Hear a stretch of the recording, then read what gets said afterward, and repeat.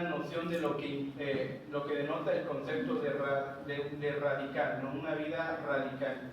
Muchos de ustedes quizás tienen algunas referencias, pero tenemos que ver qué es lo que la Biblia dice. Por eso busquemos en primer lugar Romanos capítulo 12, versículos 1 y 2. Romanos capítulo 12, versículos 1 y 2. Vamos a estar tomando este pasaje y lo vamos a estar estudiando esta noche. Y yo sé que ustedes, supongo, ocupamos todos la versión Reina Valera, ¿verdad? La Reina Valera. Así que voy a pedir a un voluntario que quiera leer estos primeros dos versículos del capítulo 2. Sí, adelante. Así que, hermanos, os ruego por la misericordia de Dios que presentemos nuestros cuerpos en sacrificio vivo, santo, agradable a Dios, que es nuestro culto racional. No os conforméis a este siglo, sino transformaos por medio de la renovación de vuestro entendimiento, para que comprobéis cuál sea la buena voluntad de Dios, agradable y perfecta. Muchas gracias. Esto es lo que dice la versión Reina Valera, ¿verdad? La que vamos a estar usando, la que vamos todos, la mayoría consultamos, y es la versión clásica, ¿verdad? La traducción clásica de la Biblia que usamos. Pero déjenme leerles ahora este mismo versículo, estos mismos dos versículos en la versión de la Nueva Biblia de las Américas.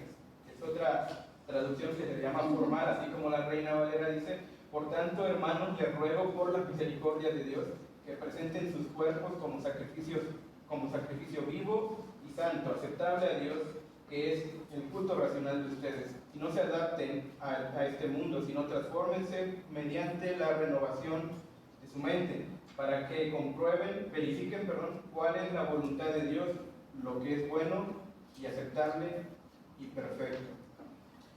Recordemos la pregunta que queremos responder esta noche, este primer punto: ¿por qué el creyente debe tener una vida radical? ¿Por qué tú tienes que tomarte la molestia de vivir muchas veces en contra de la corriente de este mundo?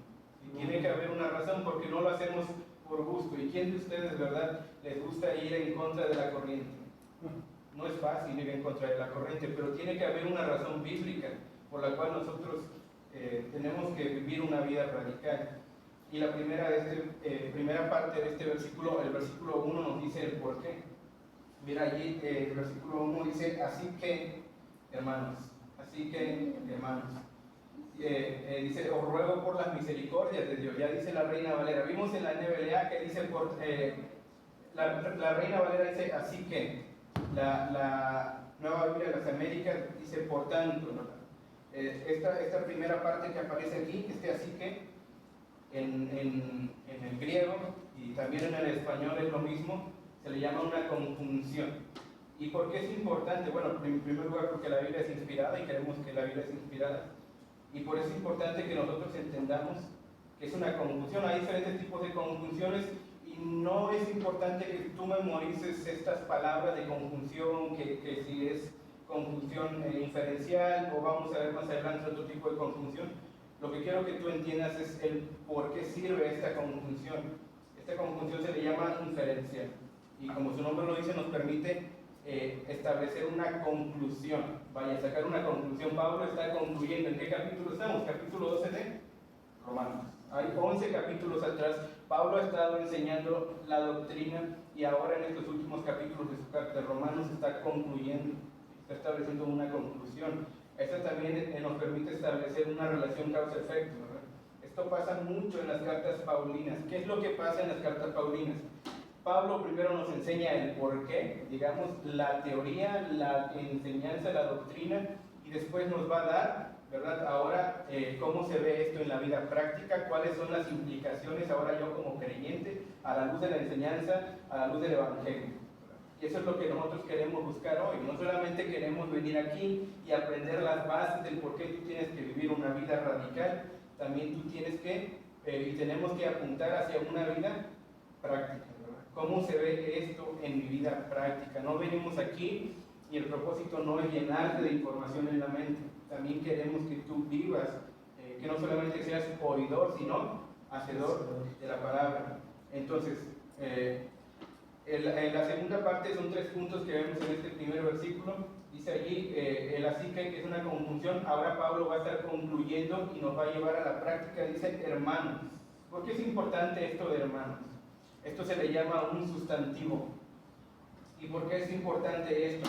Bueno, por la sencilla razón, jóvenes, de que si tú hoy piensas y vienes aquí con todas las ganas de aprender la base bíblica de por qué tú debes vivir una vida radical, y ahora si tú vienes emocionado, va a haber un cambio en ti, va a haber un compromiso con Dios.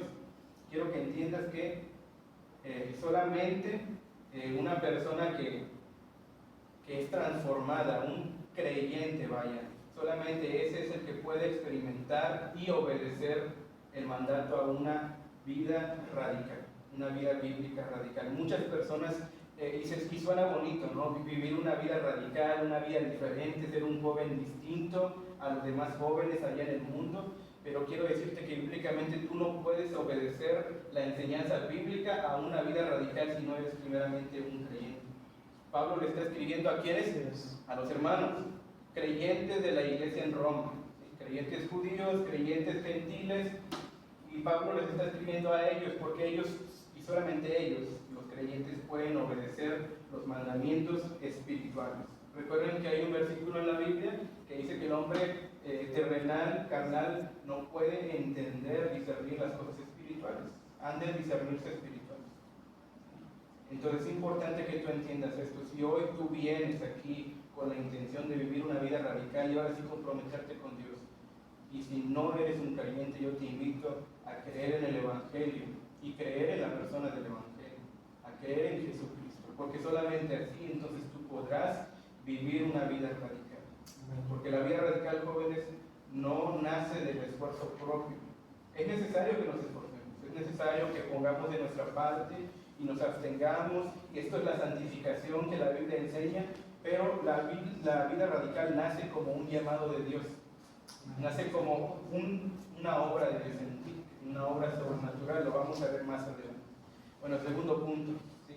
El tercer punto es, ahora sí, las razones del por qué tú tienes que vivir esta vida radical, que dice allí en el versículo 1, así que hermanos, os ruego por las misericordias de Dios, por las misericordias de Dios. ¿Qué son las misericordias de Dios? Esta es la razón por la cual tú debes vivir, por la cual tú debes tener una vida radical. El apóstol Pablo, así sencillamente les voy a decir, se está refiriendo por las misericordias de Dios a todas aquellas cosas que son, escuchen bien, que son una realidad ya de parte de Dios y que son aplicadas para el creyente. Recuerden lo que dijimos, solamente el creyente puede experimentar y vivir una vida radical. Pues las misericordias de Dios se refieren a aquellas cosas que de Dios son una realidad y que ya han sido aplicadas a la vida del creyente. No a la vida del inconverso, sino a la vida del que cree. Dice Romanos 3, capítulo 3, versículo 16 y 17, que el que en él cree no es condenado, pero que el que rehúsa creer o el que no cree ya ha sido condenado porque no ha creído. ¿Qué quiero decir con esto, jóvenes? Hay cosas que de Dios son una realidad independientemente si tú crees o no. Que haya personas allá afuera que se declaren agnósticos o que se declaren ateos y que digan, no, yo no creo en Jesucristo, no creo que Dios haya mandado, o no creo simplemente en la idea, en el concepto de Dios. No quiere decir que Dios no existe. Que tú no creas que Dios ha mandado a su Hijo, que tú no creas que el propósito de eso es para la redención de los pecados de la humanidad. Eso no significa que solamente porque tú crees eso no es una realidad. De Dios, estas enseñanzas, que son las misericordias de Dios, son una realidad. Para nosotros creyentes, una realidad que ya ha sido aplicada, pero para el que no cree, bueno, sigue siendo una realidad aunque no crea. Estas son las misericordias de Dios. Voy a solamente nombrar unas, porque estamos en la carta de Romanos, capítulo 12, voy a nombrar algunas que se encuentran en Romanos, pero tú puedes leer la Biblia y encontrar cada cosa que tú puedes poner como las misericordias de Dios, porque está en plural. Por ejemplo, Romanos 5.1 nos habla de la justificación, que dice, justificados pues por la fe tenemos paz para con Dios, por medio de nuestro Señor Jesucristo. Que dice Romanos, por ejemplo, Romanos 8, capítulo 8, versículos 35 al 39, está hablando de que nada nos podrá separar del amor de Cristo. ¿Sí? Tribulación, angustia, persecución, hambre, desnudez, peligro, espada. Dice, ni lo alto, ni lo profundo, ni ninguna otra cosa creada nos podrá separar del amor de Dios que es en Cristo Jesús. Estas son las misericordias de Dios, la gracia misma que Dios nos da por medio de su Hijo, esa oportunidad, ese regalo, porque la gracia es un don, ¿sí? La salvación es un don, es un regalo de Dios. Estas son las misericordias de Dios, la misma fe que dice Romanos 6:23, porque la paga del pecado es muerte, mas la dádiva de Dios es vida eterna en Cristo Jesús, Señor nuestro. Bueno, la fe misma es un regalo de Dios y constituye las misericordias de Dios. Y así tú en la carta de Romanos, tú puedes encontrar cada cosa allí de la que Pablo en el capítulo 12 dice, por las misericordias de Dios. Todas estas cosas son las misericordias de Dios. Realidades, hechos que Dios ha hecho por medio de su Hijo y que si tú eres creyente ya las has aplicado a tu vida. Por eso es que la Biblia dice que hemos sido bendecidos con toda clase de bendición espiritual en Cristo Jesús. Estas son las misericordias de Dios, son realidades. Es la gracia misma de Dios que se aplica al creyente. Bueno, si ya vimos en esta primera parte del versículo también lo que resta del versículo 1, nos ayuda a aprender otras cosas más que dice allí, por la misericordia de Dios. Ahora Pablo nos va a decir qué es lo que tenemos que hacer. Dice que presentéis vuestros cuerpos en sacrificio vivo, santo, agradable a Dios. Lo que encontramos aquí en la segunda parte, vimos ya la primera parte del versículo 1, pero la segunda parte del versículo 1 está hablando con un lenguaje que nos hace referencia al sistema sacerdotal en el Antiguo Testamento. Sabrán ustedes que en el Antiguo Testamento Dios había llamado a un pueblo. Bueno, ¿quién es el patriarca? Abraham, ¿verdad? Es el padre de este pueblo. Dios lo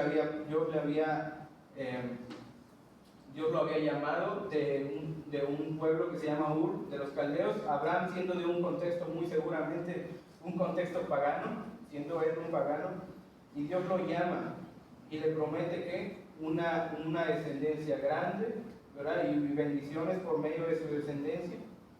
Pero el plan que Dios tenía para Abraham era un plan distinto al de las demás naciones, al estilo de vida de las demás naciones. El plan de Dios era para Israel, era un plan radical. Dice, siempre ha sido el plan de Dios para el creyente, siempre ha sido el plan de Dios para el santo. No que seamos iguales a los demás de allá afuera, sino que realmente seamos, como dice Éxodo capítulo 19, versículo 6, un pueblo de sacerdotes y gente santa. Sacerdotes y gente santa. Este era el plan de Dios para Israel y para la nación de Abraham. Por ejemplo, eso en Éxodo 19. En Éxodo 20 encontramos los famosos 10 mandamientos, ¿verdad? El decálogo. Y lo que eso representaba para los pueblos de ese momento era realmente una ética radical. Cuando tú lees los 10 mandamientos, puedes ver allí cómo esto es tan distinto a los pueblos que rodeaban a Israel. ¿Por qué? Porque el plan de Dios para su pueblo siempre ha sido la santidad. Siempre ha sido un plan radical. Una ética radical.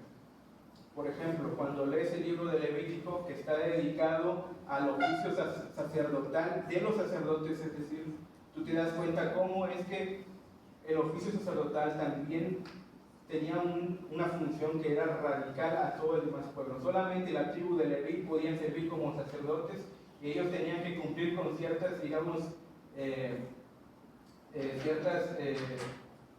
¿cómo se le llama? ¿Reglas? Sí, para servir como sacerdotes. Estas cosas son, cuando tú lees el libro de Levítico y tú ves allí sacrificios para esto, sacrificios para aquello, y muy meticuloso, tú puedes darte cuenta que esto no es cualquier cosa, no es realmente instrucciones de un Dios santo. De hecho, cuando yo estaba estudiando la licenciatura, cuando estaba estudiando mi clase de Biblia, el tema que se le dio a Levítico es cómo servir a un Dios santo. Porque el libro de Levítico nos habla de la santidad de Dios y cómo el hombre, el sacerdote, iba a servir a un Dios santo. Lo que quiero decir con todo esto, que aunque tú y yo ya no servimos como sacerdotes, digamos, ya no tenemos que llevar sacrificios y llevar un animalito y sacrificarlo y hacerlo al estilo del Antiguo Testamento como los sacerdotes levitas, lo que sí podemos entender es que hay un Dios santo. El mismo Dios santo a quien ellos servían, nosotros mismos servimos. Nosotros mismos creemos en ese mismo Dios santo y sigue demandando de nosotros santidad. por allí va el llamado radical. Quiero que empiece a notar esto. El llamado radical del creyente tiene que ver mucho con la santidad. Quiero que entiendan bien, porque el llamado radical del creyente, podemos pensar en la vida radical del creyente y podemos quizás engañarnos, ¿sí? Pensar que va por cierto rumbo y nosotros engañarnos con la emoción, con lo bonito que se siente, con quizás algunos videos que has visto por allí en redes sociales, pero la vida del creyente es radical por la santidad, porque Dios demanda de nosotros santidad. Ahora, cuando vas tú al Nuevo Testamento, en Hebreos capítulo 9, versículo 26, dice que Jesucristo se presentó una sola vez y para siempre como sacrificio. ¿Sí? La carta de Hebreos nos enseña que Jesucristo es el sacrificio para nosotros los creyentes en la iglesia. Por eso es que nosotros ya no tenemos que seguir haciendo sacrificios al estilo del Antiguo Testamento.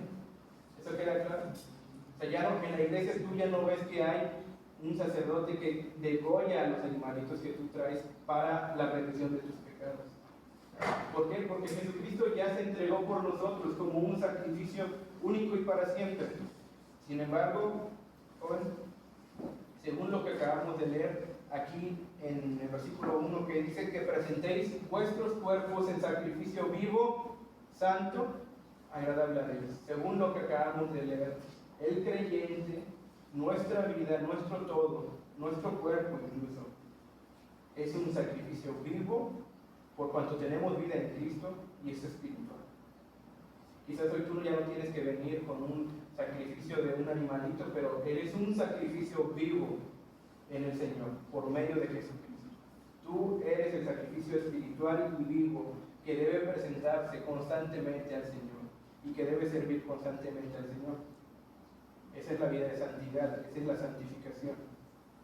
Por ejemplo, cuando tú vas allí a 1 Tesalonicenses capítulo 4, versículo 3, dice que la voluntad de Dios es vuestra santificación.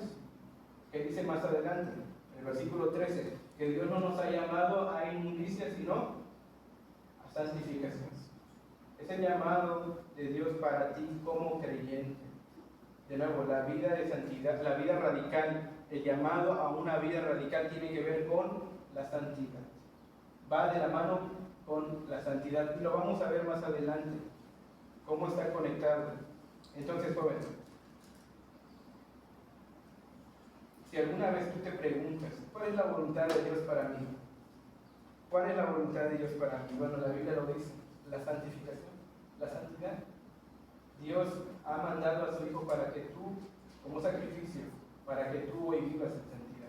Y viviendo en santidad, tu vida refleje realmente una vida radical en comparación con la vida de los demás jóvenes, con la vida de las demás personas allá afuera. Dios ha dado suficientes razones, ya hemos visto el primer versículo, suficientes razones como estímulo, ¿sí?, para que nosotros vivamos una vida radical. ¿Cuáles son esas razones? Ya lo vimos, las misericordias de Dios. Todo lo que Dios ha hecho en Cristo Jesús a tu favor y que hoy te ha llenado de bendiciones, te ha colmado de bendiciones espirituales, te ha dado vida. Efesios capítulo 2, estabas muerto, pero Él te ha dado vida en Cristo Jesús. Porque Dios es rico en misericordia. Esas son las razones que Dios te ha dado y razones sobran para que tú atiendas este llamado a una vida radical. Y tenemos que recordar lo que ya vimos también, solamente los creyentes pueden atender a este llamado, a una vida radical. Y de nuevo, un no creyente no puede entender. Y un no creyente puede caer solamente en el esfuerzo propio. Nosotros los creyentes descansamos sobre los méritos, sobre la obra de Cristo Jesús. Y sobre esa obra nosotros nos esforzamos. Esfuérzate en la gracia que es en Cristo Jesús. La vida radical, aunque requiere nuestro esfuerzo, nosotros no originamos la vida radical, lo vamos a ver más adelante, sino que Dios la origina en nosotros. Y ahora nosotros, estando en una vida radical en Cristo, ahora sí nosotros cooperamos, nos esforzamos, nos mortificamos. Eso es hacer morir el pecado, la mortificación de nuestro pecado, lo vamos a ver más adelante. Y ya vimos también que la vida radical está estrechamente ligada con la santidad. quiero que tú te quedes con estas pocas cosas, que son el resumen de este primer versículo. Ahora, el versículo 2, allí acompáñame, el versículo 2 va muy ligado con el versículo 1. Dice, estoy en Corintios. Dice el versículo 2, no os conforméis a este siglo, sino transformaos por medio de la renovación de vuestro entendimiento. ¿Para qué? El propósito, para que comprobéis cuál sea la buena voluntad de Dios, agradable y perfecta. Ahí en principio del versículo 2 dice, no os conforméis a este siglo, dice la Reina Valera, no os conforméis a este siglo. La Nueva Biblia de las Américas dice así, y no se adapten a este mundo, sino transfórmense mediante la renovación de su mente para que verifiquen cuál es la voluntad de Dios, lo que es bueno y aceptable y perfecto. Esto que nos enseña aquí el versículo 2, haz de cuenta que quiero que tú pienses un momento en un líquido como el agua, por ejemplo. El líquido como el agua tiene esta no sé llamarle virtud, pero esta propiedad de tomar la forma, ¿verdad?, en el recipiente en que tú la vayas a vaciar, ¿no?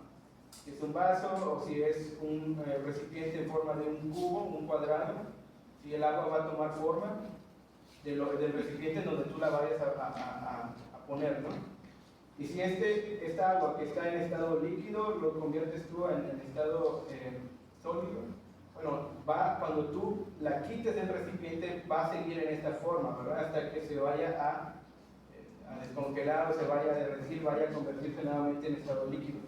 ¿Qué es lo que quiero decir con esto? Más o menos lo que Pablo nos está diciendo, y la nueva versión internacional nos ayuda mucho a entender. Dice, no se amolden al mundo actual, no se amolden al mundo actual. De la misma manera en que yo les expliqué lo del agua, más o menos creo que ustedes lo han experimentado y lo saben, el mundo tiene ciertas formas, ¿sí? El mundo es como un molde, tiene ciertas formas, tiene ciertos estilos de vida que nosotros los creyentes debemos evitar, que no debemos amoldarnos, no tenemos que ser conformados en esas formas en las que tiene el mundo. ¿Qué estoy queriendo decir con todo esto? Por ejemplo, ciertos pensamientos que el mundo te va a ofrecer, ciertos estilos de vida, seguramente tú los has visto en las redes sociales. Nos pide el mundo que asumamos ciertas cosmovisiones y todas estas cosas van en gran medida en contra del llamado a una vida radical, el llamado bíblico a una vida radical. Por eso es que Pablo dice, no se amolden al mundo actual, o la Reina Valera, no os conforméis a este mundo. El creyente tiene que entender y tiene que saber cuáles son todas estas cosmovisiones, estos pensamientos, estos estilos de vida que el mundo nos sugiere y tenemos que evitar. No tenemos que ser amoldados, no tenemos que ser conformados, no tenemos que ser manipulados para tomar la forma del mundo.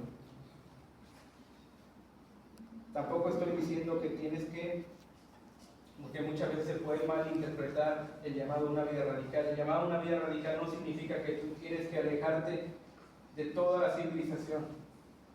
Si tú lees un poco de la historia de la iglesia, notarás que en los primeros siglos hubo un movimiento llamado monarquismo. El monarquismo es cuando el imperio romano se vuelve cristiano, 325 con Constantino.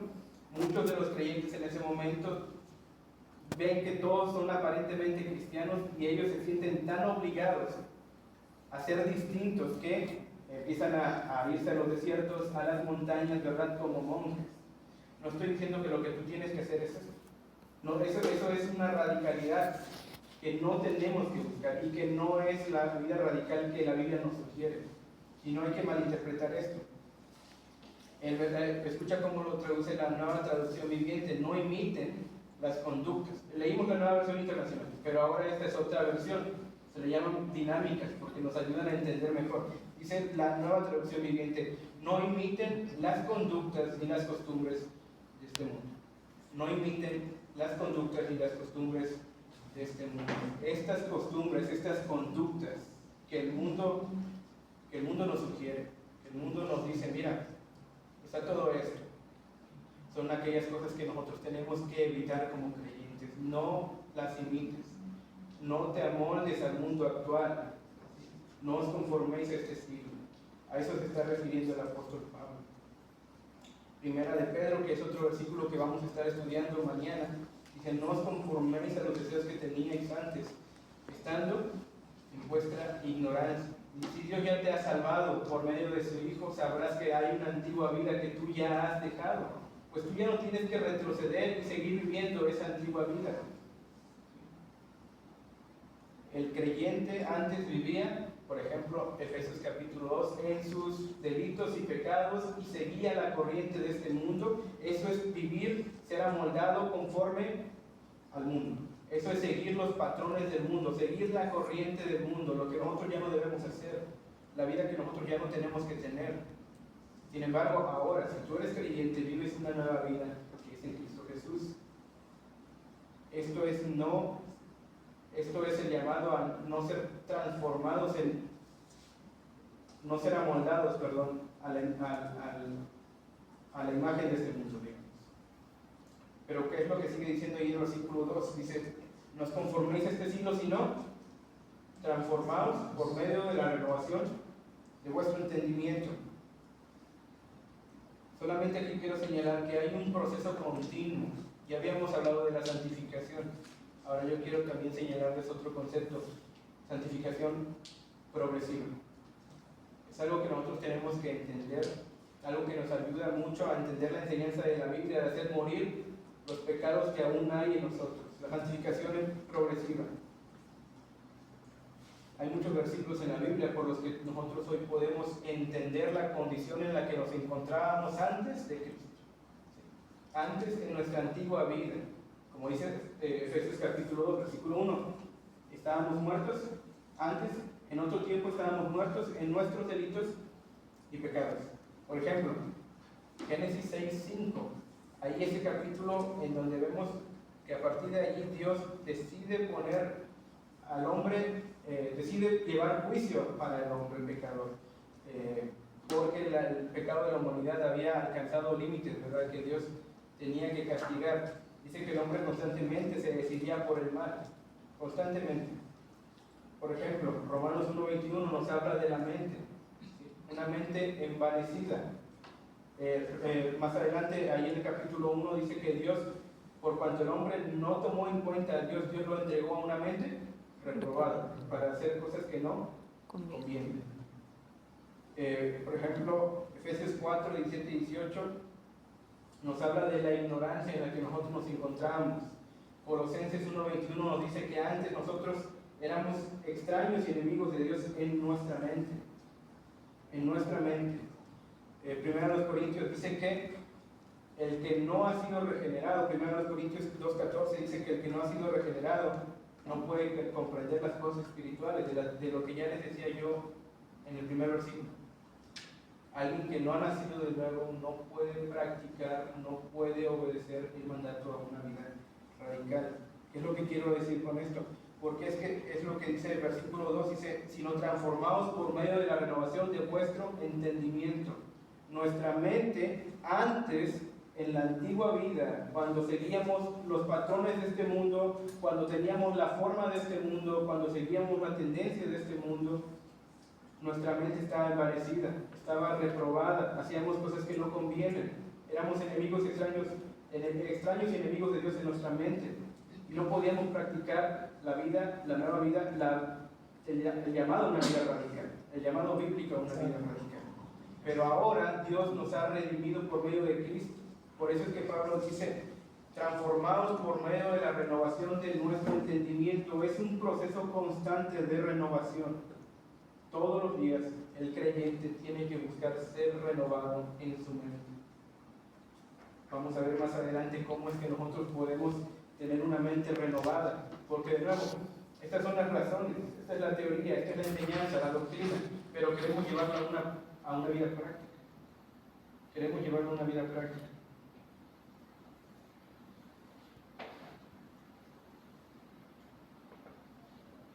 El llamado del creyente es un llamado radical precisamente porque es un llamado a no amoldarse. ¿sí? No dejarse formar la imagen del mundo en él. Ahora la última sección, allí en el versículo 2, dice sacrificios que presentéis vuestros cuerpos, pero en el versículo 2, no conformáis este siglo, sino transformaos por medio de la renovación de vuestro entendimiento, para que comprobéis cuál sea la buena voluntad de Dios, agradable y perfecta, dice la Reina Valera. Estos tres calificativos, esto de buena, agradable y perfecta, lo que es bueno, lo que es agradable, lo que es perfecto, tienen bastante relevancia en nuestra vida práctica. Ya estamos llegando a la última parte y ahora vamos a ir viendo después cómo se ve en nuestra vida práctica.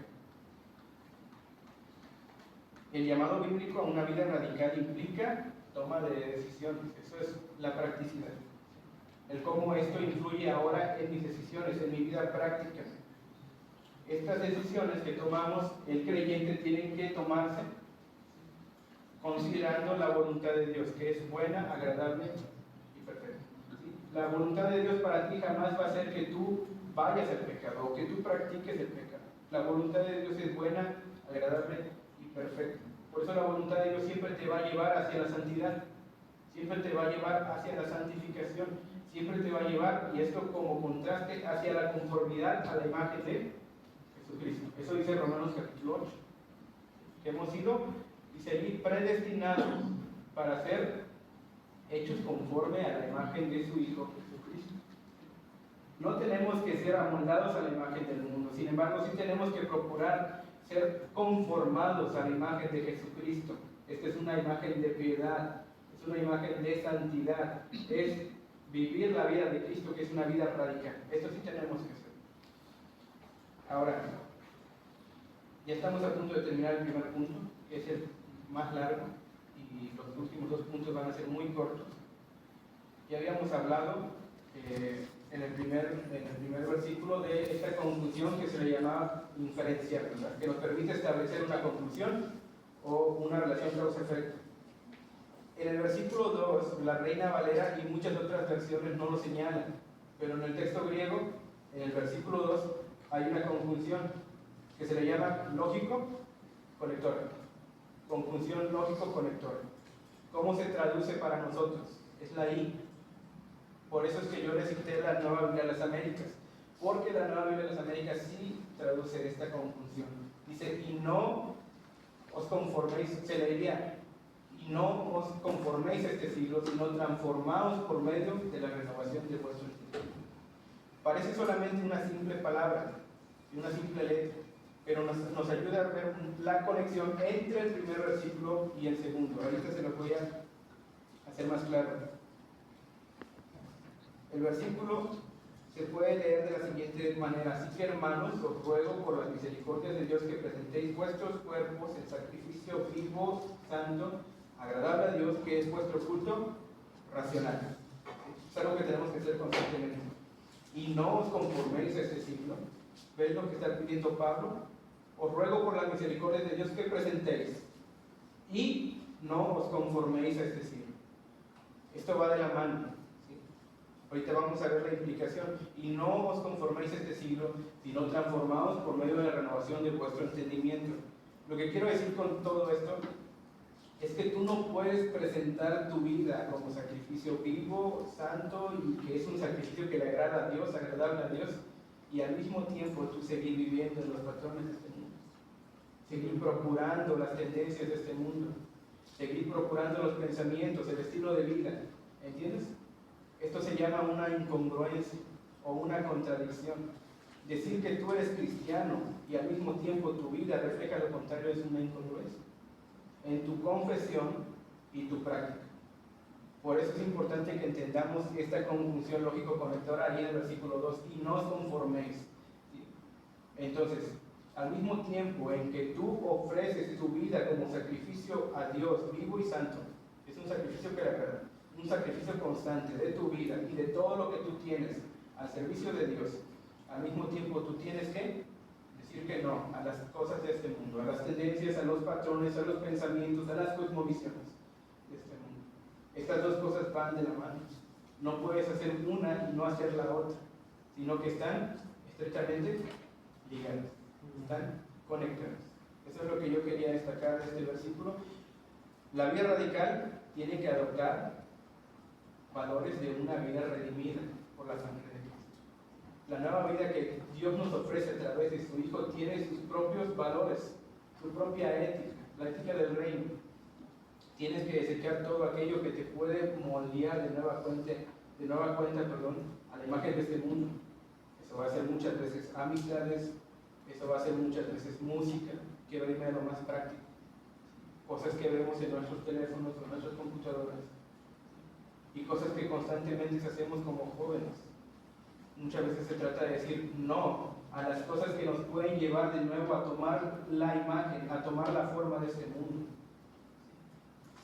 Mientras buscamos presentar nuestras vidas como sacrificios a Dios.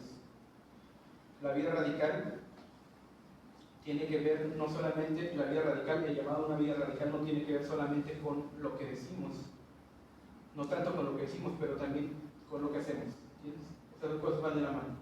Lo que decimos ser respaldado con nuestros hechos, con una vida congruente. Ahora, ya hemos terminado el primer punto, que es una vida radical. Jóvenes, solamente estudiamos por un momento estos dos versículos. Tú puedes ir a muchos versículos de la Biblia y tomar de allí algunas cosas que apoyen el por qué tienes que vivir una vida radical. Esto no es todo lo que la Biblia dice. Esto es solamente un poco. Y te invito a que tú sigas estudiando el por qué tú estás llamado a vivir una vida radical. Las razones, el por qué. Pero ahora, quizás, aunque ya revisamos algunos pasajes, ya más o menos tenemos una noción, quiero que definamos bien exactamente lo que es una vida radical. ¿Qué es una vida radical? Este es nuestro segundo punto. En el primero, ¿por qué tenemos que vivir una vida radical? El segundo punto es, ¿qué es una vida radical? Tenemos que definirlo. Tenemos que definirlo. Hoy no todo lo que se califica como radical es algo bueno o bien visto a las personas, ante las personas de allá afuera. Ya lo decían ustedes, ¿sí? No recuerdo a quién escuché cuando les preguntaron qué es radical, ¿verdad? Pero muchas veces nosotros pensamos en este concepto, en radical, y no pensamos necesariamente en cosas buenas, ¿sí? Porque hay un sentido bueno, positivo, y hay un sentido malo, que es negativo del concepto de radicalidad. Bueno, la palabra radical, esto lo encontré en un artículo que leí, se aplica al comportamiento humano. Puede ser positivo o puede ser negativo. La palabra, el concepto de radical se aplica al comportamiento humano. ¿Qué quiero decir? Yo se lo compartí al pastor mientras veníamos. Cualquier persona puede decir lo que quiera. Desde su boca puede decir lo que quiera, es su confesión. Pero no es hasta que esa persona vive lo que dice que nosotros decimos, realmente esa persona tiene una vida radical. Por eso es que decimos que lo de radical se aplica al comportamiento, a las acciones, a los hechos. ¿Entienden esto? Tú puedes decir hoy, yo soy creyente y yo vivo una vida radical, pero no será hasta que tú realmente respaldes eso con tus acciones, con tus hechos, con tus palabras, que entonces podemos decir, ciertamente mi hermano vive una vida radical en Cristo Jesús. Entonces, cuando tú buscas, tú lo puedes buscar en el internet, vas a ver muchos videos, yo vi algunos artículos también, vas a encontrar ejemplos de personas que vivieron una vida radical, para bien o para mal, para bien o para mal. Yo encontré allí unos ejemplos que traía, que por cuestión de tiempo ya no los voy a poder decir. Pero ¿qué es lo que pasa muchas veces con las personas que son millonarias? ¿Se convierten en? ¿Han escuchado ustedes de filántropos? Personas que se dedican a donar parte de su dinero, ¿verdad?, para causas que podemos decir son causas nobles, ¿verdad? ¿Quién de nosotros tiene esa disposición de donar parte de lo que gana? Realmente pocos, ¿verdad? Probablemente ninguno de nosotros. ¿Hay virtud en ello? O sea, ¿hay algo bueno en donar lo que tienes para darlo a los pobres, para darlo a las causas sociales, a las luchas sociales? Es bueno. Pero yo quiero que tú me entiendas que esto no es el llamado a una vida radical, que la Biblia dice. No estoy diciendo que si tú en un momento te conviertes en alguien con mucho dinero y con muchas posesiones es malo que tú hagas esto, pero esto no es la vida radical. Yo traía el ejemplo de una persona que realmente donó todo lo que tenía en secreto, sin que nadie lo supiera, a una fundación que él mismo fundó en secreto, para ayudar a los pobres, a los necesitados. Y esto es algo noble, pero esto no es una vida radical. Esto es considerado como un ejemplo positivo de una vida radical. Este hombre fue el ejemplo para otros hombres multimillonarios para que siguieran sus mismos pasos. Y hoy son filántropos, se dedican a eso. Son millonarios y dedican cierta cantidad de su dinero para estas causas. Pero de la misma manera hay ejemplos negativos de una vida radical. Hay personas que no siguieron esos caminos. Y tenía otro ejemplo de una persona con una vida radical. Una persona con una visión radical negativa en contra de la sociedad, en contra de la tecnología. Por ejemplo, este es un hombre que se llamaba porque falleció ya, Ted, es un apellido raro, Kaczynski, una persona, ¿cómo le llaman? Un genio, en una de las mejores universidades, que se doctoró a los 25 años y que tenía una carrera bastante prometedora, ¿sí? Como maestro en una de las universidades más prestigiosas del mundo, y que simplemente en un momento para otro su mentalidad cambió y se volvió radical, pero en el sentido positivo. ¿Qué hizo esta persona? Bueno, se aisló en una montaña y después él organizó una serie de ataques con bombas que él mismo diseñó, ¿sí? En contra, como una protesta a esta ideología que él había tenido, una ideología, un pensamiento radical, pero en el mal sentido, negativo. ¿Entienden? Así ustedes van a encontrar ejemplos de todo tipo, y en ese sentido cualquier loco se puede poner como ejemplo de una vida radical. Pero ¿qué es para nosotros? ¿Qué es una vida radical para el creyente? Quiero que lo definamos. Miren, la vida radical no es, la vida llamada una vida radical para el creyente no es que nos volvamos filántropos, ¿entienden? Esto no es. Y este no es el propósito de la iglesia tampoco. La iglesia no tiene que hacer de su propósito el ayudar a los marginados, la ayuda social. Esto no debe pasar. Tampoco es la simplicidad, el decir yo me voy a ir a una montaña y me voy a alejar de todo aquello que me lleva a tomar la imagen, la forma de este mundo. La simplicidad, ¿sí? La simplicidad, tampoco es rebeldía, el antinomianismo. Algunas personas se creen radicales porque no obedecen reglas, porque realmente viven una vida deliberadamente en pecado. Esto tampoco es la vida radical, el llamado radical del creyente. Tampoco es legalismo, muchachos. Porque les he dicho que lo de radical se aplica a nuestro comportamiento, a nuestros actos.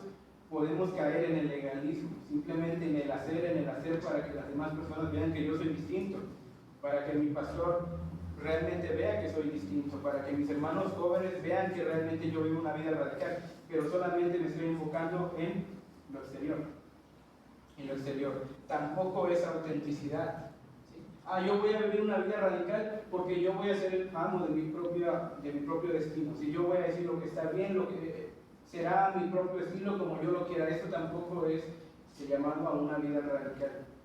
Queremos tener nosotros las bases bien claras, y ya las hemos visto un poco, del por qué tú hoy tienes una vida radical. Entonces, ¿qué es una vida radical? Yo lo he definido así, y esta es una definición que obviamente tú puedes tener otra distinta, pero yo puse que una vida radical es aquella que evidencia los efectos de una vida regenerada que está en constante santificación. Una vida radical es una vida que evidencia los efectos de una vida transformada que está en constante santificación. De nuevo, yo no podré decir que alguien es radical hasta que yo mismo lo vea con sus actos, con su vida, con su testimonio, ¿sí? como creyentes, con nuestro testimonio. Pero al mismo tiempo recordar que esta persona y cualquiera de nosotros aquí que ya fuéramos creyentes, estamos en constante santificación. Esto es el transformarnos por medio de la renovación de nuestro entendimiento. Es un proceso constante de santificación progresiva. Pues esta es la definición que le he dado y este es el segundo punto. ¿Qué es una vida radical? El tercer punto es cómo se ve una vida radical. Y ya estamos por terminar y solamente quiero que nos enfoquemos un momento en esta parte práctica. ¿Cómo se ve una vida radical? Hemos hablado ya de la santificación. Déjenme leerles un pasaje ahí en Efesios capítulo 5. Si tú tienes Biblia puedes buscarlos, pero lo leeré rápidamente. Efesios capítulo 5. Escucha. Sed pues imitadores de Dios como hijos amados y andad en amor como también Cristo nos amó y se entregó a sí mismo. Efesios capítulo 5 versículo 1 y en adelante. Así como también Cristo nos amó y se entregó a sí mismo por nosotros, ofrenda y sacrificio a Dios en olor fragante. ¿Qué dice el versículo 3? Pero fornicación y toda inmundicia o avaricia ni aun se nombre entre vosotros como conviene a santos. ¿Qué más sigue diciendo? Ni palabras deshonestas, versículo 4, ni necedades, ni truanerías, groserías, ¿verdad? Palabras que no deben de decir, que no convienen, sino antes bien, acciones de gracia. Porque sabéis esto, versículo 5, que ningún fornicario o inmundo o avaro que es idólatra tiene herencia en el reino de Cristo y de Dios. ¿Cómo se ve, jóvenes, aquello de la vida radical? ¿Cómo se tiene que ver? ¿Cómo se va a reflejar en nuestra vida práctica? Bueno, hay cosas que nosotros, estilos de vida, vamos a decirlo, hábitos que nosotros teníamos antes en la antigua vida en Cristo y ahora en esta nueva vida en Cristo somos llamados, ¿qué dice Efesios? A despojarnos del viejo hombre. Creo que sí dice Efesios. Despojarnos del viejo hombre y vestirnos del nuevo. Es un constante despojar, es un constante renovarnos. Yo te invito a que tú analices tu vida y veas cuáles son estas cosas que aún están allí y te llevan a tomar la forma del mundo. No os conforméis a este siglo, sino transformaos. La vida radical también se tiene que reflejar en nuestro tiempo. Por ejemplo, ser mayordomos de nuestro tiempo. Estoy yendo por áreas prácticas a las que tendemos nosotros como jóvenes perder nuestro tiempo, ¿verdad? Como jóvenes pasamos mucho tiempo en el teléfono, pasamos mucho tiempo en las relaciones, ¿verdad? Y esto muchas veces, el exceso de tiempo allí es una pérdida de tiempo. La vida nos llama a vivir una vida radical y esto se va a reflejar en el aprovechar bien el tiempo. Es un versículo de la Biblia. Jóvenes, tú puedes ver allá afuera que las personas de allá afuera, no solamente los jóvenes, también los adultos, tienden a perder su tiempo en las redes sociales. Se pierden 1, 2 horas, 3 horas allí viendo videos que de nada les sirven, ¿verdad? Y así es que viven su vida día con día. Tú eres llamado a vivir una vida radical, a aprovechar realmente tu vida. Podríamos ir más profundo, podríamos citar otros versículos, por ejemplo, Proverbios, que dice, perdón, Eclesiastés capítulo 12, acuérdate de tu Creador en los días de tu juventud, antes de que vengan los días, los cuales ya no tengo en ellos contentamiento. Vas a envejecer, ya no vas a tener fuerzas, vas a estar enfermo. Aprovecha bien tu tiempo hoy, aprovecha bien tu tiempo hoy. No solamente se va a reflejar en la mayordomía de nuestro tiempo, también de nuestros recursos. Bueno, muchos de nosotros aún seguimos dependiendo de nuestros padres, ¿verdad?